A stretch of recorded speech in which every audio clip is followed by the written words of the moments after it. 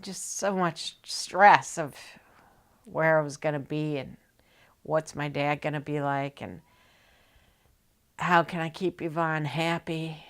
Everybody's on drugs around me.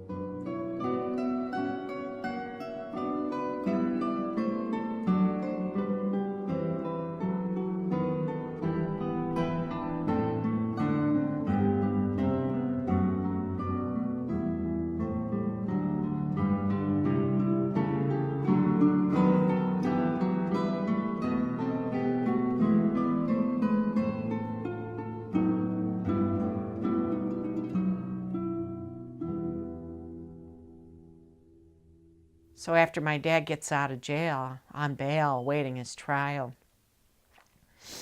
you know, he knows his days are numbered.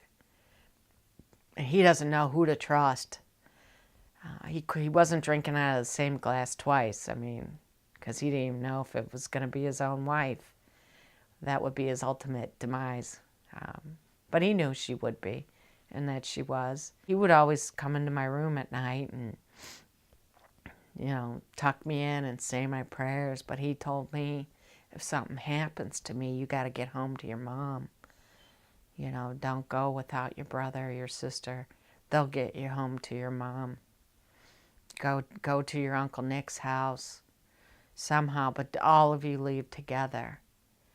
And if something bad happens to me, promise me that that's what you're going to do. I said, all right, I promise. And he said, now say it back to me. Say back to me what I just told you. That I have to get home to Mommy, that I can't go by myself, that I have to go with my brother and sister. All right, say it again, you know. And I did, and he kissed me on my forehead, and I could tell his eyes were tearing up, you know, and he said, I love you, baby, I love you. You're my Bella. You're my ballerina. Get home to your Mommy. So I just waited for him to die. And that's what I had to do. I had to wait for him to die to get out of there. I just didn't know literally I'd have to wait for him to die. That we'd all be under the same roof.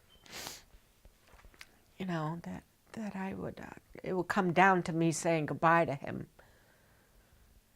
You know, that I had to say goodbye to him. Here, say goodbye to your dad, you know, because it's either you kids or him. So we're going to, you know, as a courtesy to you, Nino, you know, we'll let your children say their last farewells to you.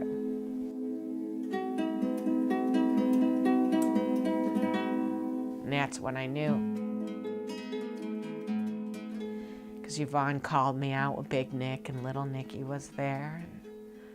And my dad's sitting there lifeless on the couch, as if he can't move.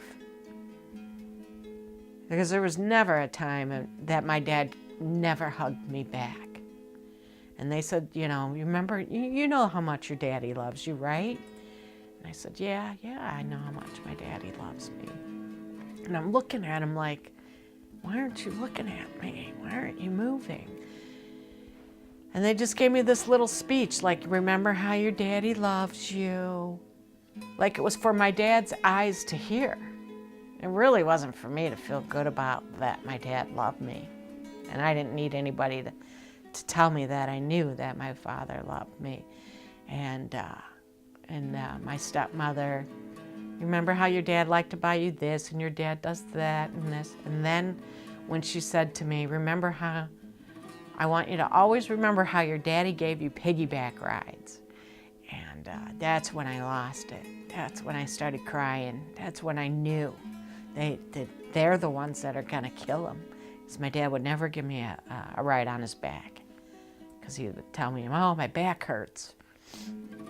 You know, I can't ride you up on my shoulders. And that's when I knew.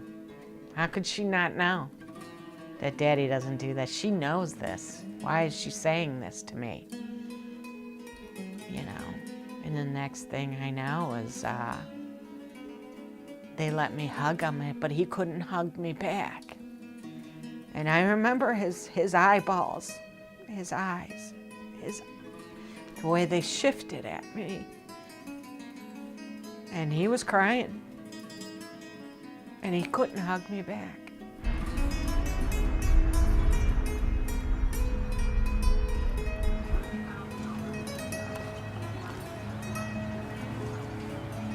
How quiet it gets.